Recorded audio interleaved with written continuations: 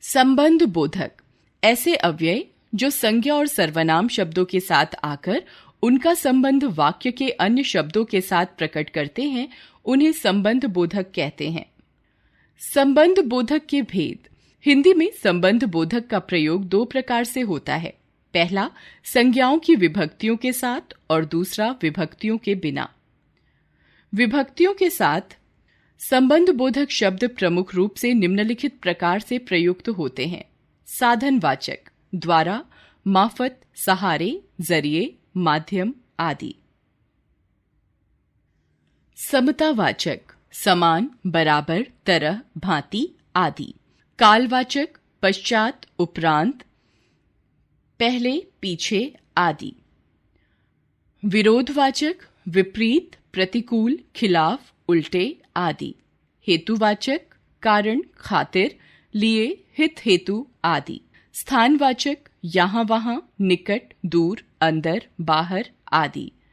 तुलनावाचक, तरह, अपेक्षा, समान, तुलना आदि। पृथकतावाचक, दूर, अलग, परे, हटकर आदि।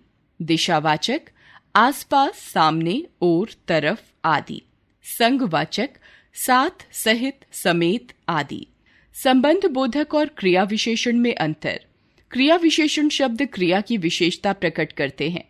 क्रिया विशेषण शब्द क्रिया से पहले आते हैं। संबंध बोधक शब्द संज्ञा या सर्वनाम के बाद आते हैं। संबंध बोधक शब्द संज्ञा या सर्वनाम का संबंध वाक्य के अन्य शब्दों से प्रकट करते हैं।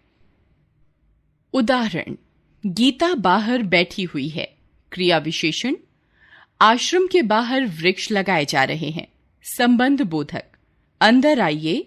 क्रिया विशेषण, सब घर के अंदर आ गए। संबंध बोधक।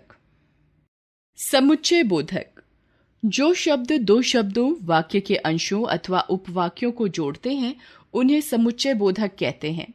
इन्हें योजक भी कहा जाता है। जैसे मयंक और शशांक सहपाठी हैं। सोनू बीमार है इसलिए विद्यालय नहीं गया।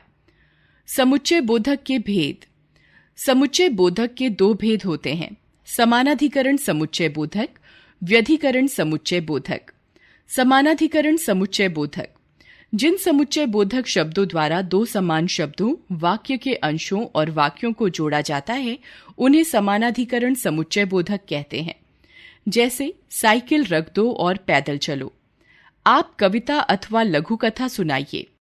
इन वाक्यों में और अथवा समानाधिकरण समुच्चय बोधक हैं। समानाधिकरण समुच्चय बोधक के भेद।